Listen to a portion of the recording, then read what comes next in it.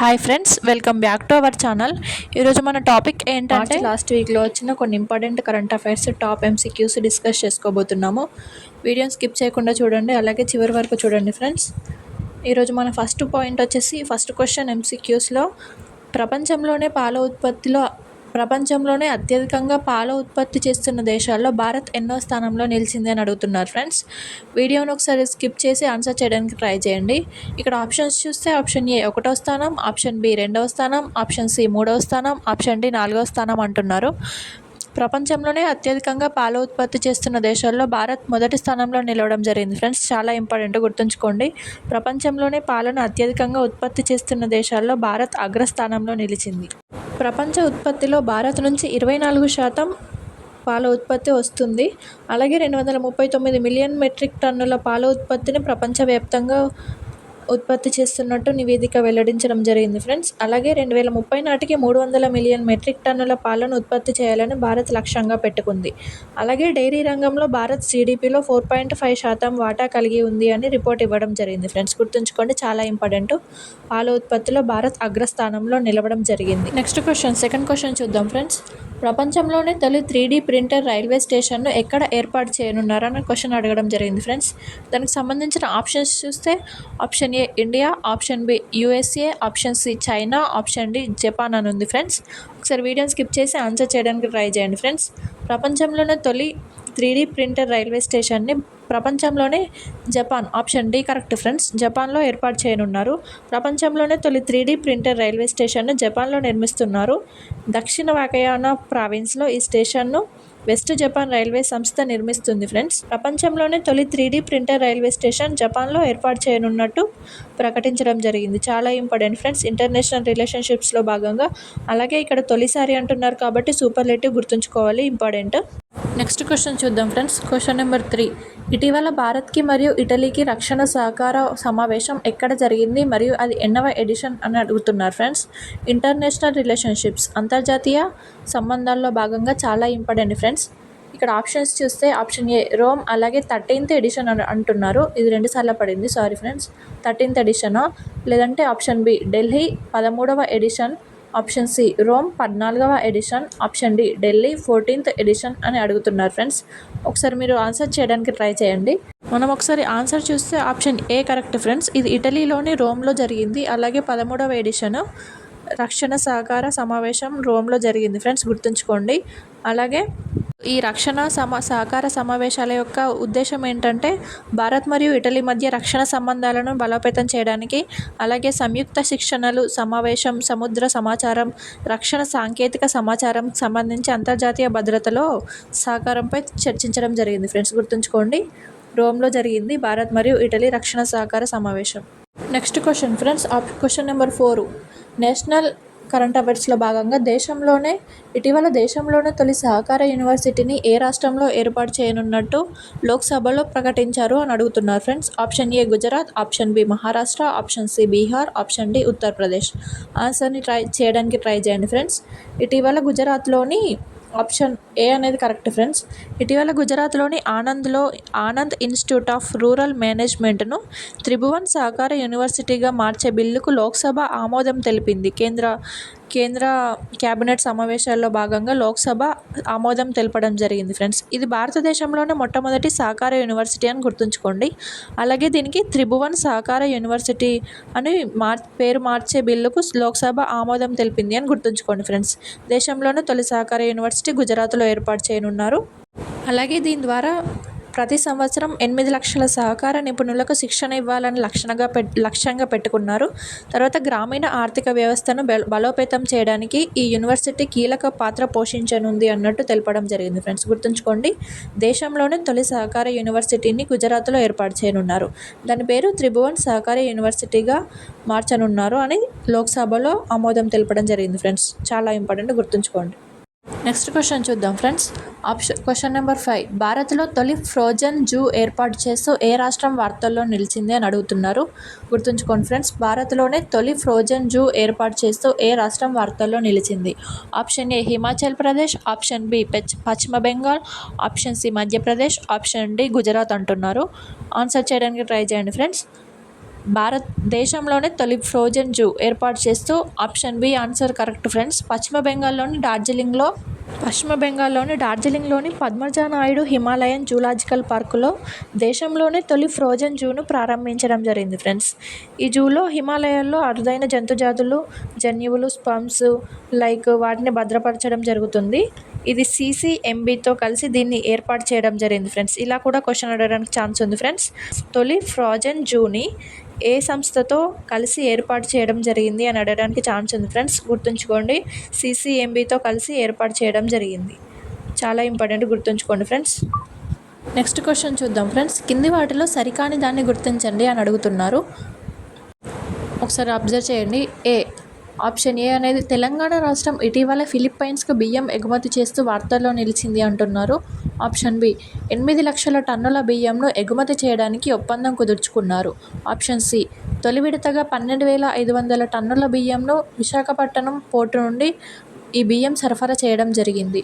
Option D MTU 1010 రకానికి చెందిన బియ్యాన్ని తెలంగాణ ఎగుమతి చేస్తుంది అని అడగడం జరిగింది ఫ్రెండ్స్. ఇక్కడ సరికాని దాన్ని గుర్తించండి అని అడుగుతున్నారు కాబట్టి మనం ఇప్పుడు సరికాని దాన్ని గుర్తించాలి. ఇప్పుడు ఆప్షన్ సి చూస్తే ఆప్షన్ సి అనేది రాంగ్ ఆన్సర్ ఫ్రెండ్స్. అంటే సరికానిది ఆప్షన్ సి. తొలి విడతగా 12,500 టన్నుల బియ్యాన్ని ఎగుమతి చేయడం కరెక్టే. 12,500 టన్నుల బియ్యాన్ని తొలి విడతగా ఎగుమతి చేశారు. కానీ ఇది విశాఖపట్నం పోర్టు నుండి కాదు ఫ్రెండ్స్, కాకినాడ పోర్టు నుంచి ఎగుమతి చేయనున్నట్టు తెలపడం జరిగింది. చాలా ఇంపార్టెంట్ ఫ్రెండ్స్. ఇలా మైనర్ మిస్టేక్స్ చేయడానికి అవకాశం ఉంది. ఇక్కడ విశాఖపట్నం పోర్టు కాదు, కాకినాడ పోర్టు నుండి ఎగుమతి చేయనున్నారన్న సంగతి గుర్తుంచుకోండి ఫ్రెండ్స్. ఇలా చిన్న చిన్న వాటితో మనం మార్క్స్ కోల్పోయే ఛాన్స్ ఉంది ఫ్రెండ్స్. చాలా ఇంపార్టెంట్గా గుర్తుంచుకోండి. మనం కాకినాడ పోర్టు నుండి ఎగుమతి చేయడం జరిగింది, విశాఖపట్నం పోర్టు నుండి కాదు. సో ఇక్కడ ఆప్షన్ సి అనేది wrong answer friends. Next question చూద్దాము. Question number 7. ఇటీవల బ్లడ్ గ్లూకోజ్ టెస్ట్ చేసే ఫోటో అకౌస్టిక్స్ సెన్సింగ్ టెక్నాలజీని అభివృద్ధి చేస్తూ IIT లేదా IISc వార్తల్లో నిలిచింది అని అడుగుతున్నారు ఫ్రెండ్స్. ఇక్కడ IITs కానీ IIScs కానీ వార్తల్లో నిలిస్తే చాలా ఇంపార్టెంట్ ఫ్రెండ్స్, గుర్తుంచుకోవాలి. Option A IIT Madras, option B IISc Bengaluru, option C IIT Kanpur, option D IISc Delhi అంటున్నారు. ఆన్సర్ తెలిస్తే ట్రై చేయండి ఫ్రెండ్స్. ఇక్కడ ఆన్సర్ వచ్చేసి option B correct friends. IISc Bengaluru అనేది ఆన్సర్ అవుతుంది. బ్లడ్ గ్లూకోజ్ టెస్ట్ను చేసే ఫోటో అకౌస్టిక్ సెన్సింగ్ టెక్నాలజీని అభివృద్ధి చేస్తూ IISc బెంగళూరు వార్తల్లో నిలవడం జరిగింది. ఇది సూది గుచ్చకుండా షుగర్ టెస్ట్ చేసే అభివృద్ధి చేయడం జరిగింది friends. Indian institute of science Bengaluru సైంటిస్టులు సూదిని చర్మానికి గుచ్చకుండా బ్లడ్ గ్లూకోజ్ టెస్ట్ చేసే ఫోటో అకౌస్టిక్ సెన్సింగ్ టెక్నాలజీని అభివృద్ధి చేయడం జరిగింది. ఇది ఎలా అంటే ఏమంటారు, లేజర్ టెక్నాలజీ ఉంటుంది కదా, లేజర్ కాంతి టిష్యూ స్పందించి సంకోచం వ్యాకోచం అంటారు కదా, అలా సంకోచం వ్యాకోచం చెంది తరంగాలను విడుదల చేస్తుంది. ఈ తరంగాల సౌండ్స్ వల్ల డిటెక్టర్స్ను గుర్తించి గ్లూకోజ్ స్థాయిని అంచనా వేయనున్నారు ఫ్రెండ్స్. టెక్నాలజీ చూసారా ఫ్రెండ్స్ ఎంత అభివృద్ధి చెందుతుందో. IISc Indian institute of sciences Bengaluru సైంటిస్టులు దీన్ని కనిపెట్టడం జరిగింది ఫ్రెండ్స్. చాలా ఇంపార్టెంట్, గుర్తుంచుకోండి సైన్స్ అండ్ టెక్నాలజీలో భాగంగా. నెక్స్ట్ క్వశ్చన్ చూద్దాం ఫ్రెండ్స్. Question number 8. కేంద్ర ప్రభుత్వం PM మిత్ర స్కీమ్ కింద 7 పార్కులకు ఆమోదం తెలపడం జరిగింది. తెలుపగా అందులో తెలంగాణకి సంబంధించి ఏ జిల్లాలో ఏర్పాటు చేయనున్నట్టు ఇటీవల ప్రకటించడం జరిగింది ఫ్రెండ్స్. ఆప్షన్స్ చూస్తే option A Adilabad, option B Karimnagar, option C Warangal, option D Khammam అంటున్నారు. ఆన్సర్ చేయడానికి ట్రై చేయండి ఫ్రెండ్స్. PM మిత్ర స్కీమ్ కింద option C correct friends, Warangal జిల్లాకు సంబంధించి పార్కును ఏర్పాటు చేయనున్నట్టు కేంద్ర ప్రభుత్వం ఆమోదం తెలపడం జరిగింది. కేంద్ర ప్రభుత్వం 7 మెగా ఇంటిగ్రేటెడ్ టెక్స్టైల్, రీజియల్ అండ్ ఆపరల్ పార్కులు ఏర్పాటుకు ఆమోదం తెలపడం జరిగింది PM మిత్ర స్కీమ్ కింద. ఇందులో తెలంగాణకు సంబంధించి వరంగల్లో ఏర్పాటు చేయనున్నట్టు ప్రకటించడం జరిగింది ఫ్రెండ్స్. మిగతా వాటిని చూస్తే 7 అన్నారు కదా, 7 పార్కులకు సంబంధించి మిగతా వాటిని చూస్తే ఒకటి తమిళనాడులోని విరుదునగర్లో, అలాగే గుజరాత్లోని నవ్సారీలో, తర్వాత కర్ణాటకలోని కలబుర్గిలో, తర్వాత మధ్యప్రదేశ్లోని తార్లో, తర్వాత ఉత్తరప్రదేశ్లోని లక్నో ప్రాంతంలో, నెక్స్ట్ మహారాష్ట్రలోని అమరావతి ప్రాంతంలో, తెలంగాణలోని వరంగల్తో సహా 7 మెగా ఇంటిగ్రేటెడ్ టెక్స్టైల్ పార్కులను ఏర్పాటు చేయనున్నట్టు ఆమోదం తెలపడం జరిగింది ఫ్రెండ్స్. భారతదేశాన్ని వస్త్ర తయారీ ఎగుమతులకు కేంద్రంగా మార్చేందుకు ఈ ప్రయత్నం చేయనున్నట్టు తెలపడం జరిగింది ఫ్రెండ్స్. అలాగే చాలా ఇంపార్టెంట్, గుర్తుంచుకోండి. వీటికి సంబంధించి 4,445 కోట్లు కేటాయించడం జరిగింది ఫ్రెండ్స్. పిఎం మిత్ర స్కీమ్ కింద తెలంగాణలోని వరంగల్ జిల్లాకు పార్కును కేటాయించడం జరిగింది ఫ్రెండ్స్. గుర్తుంచుకోండి. Option C correct answer. Next question చూస్తే క్వశ్చన్ నెంబర్ 9. దేశంలోనే తొలి స్వదేశీ ఎంఆర్ఐ యంత్రాన్ని ఎక్కడ ఏర్పాటు చేస్తూ వార్తల్లో నిలవడం జరిగింది అంటున్నారు friends. Option A IIT Delhi, option B IISc Bengaluru, option C New Delhi AIIMS, option D Madras అంటున్నారు. ఆన్సర్ చేయడానికి ట్రై చేయండి ఫ్రెండ్స్. ఇక్కడ మనం తొలి స్వదేశీ ఎంఆర్ఐ యంత్రానికి సంబంధించి ఆన్సర్ చూస్తే option C New Delhi AIIMS Delhi answer correct అవుతుంది ఫ్రెండ్స్. ఆప్షన్ సి అనేది correct answer.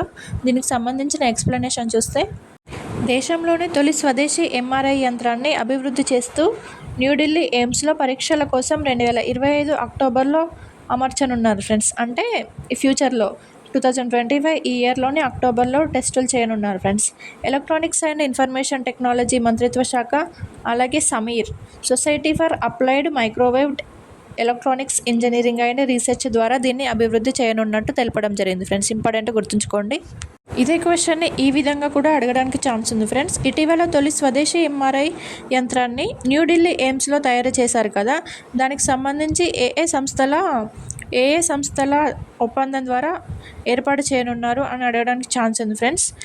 IT information technology ministry and Sameer society for applied microwave electronics engineering and research 2 సంస్థల ద్వారా దీన్ని అభివృద్ధి చేస్తున్నట్టు తెలపడం జరిగింది ఫ్రెండ్స్. చాలా ఇంపార్టెంట్, గుర్తుంచుకోండి.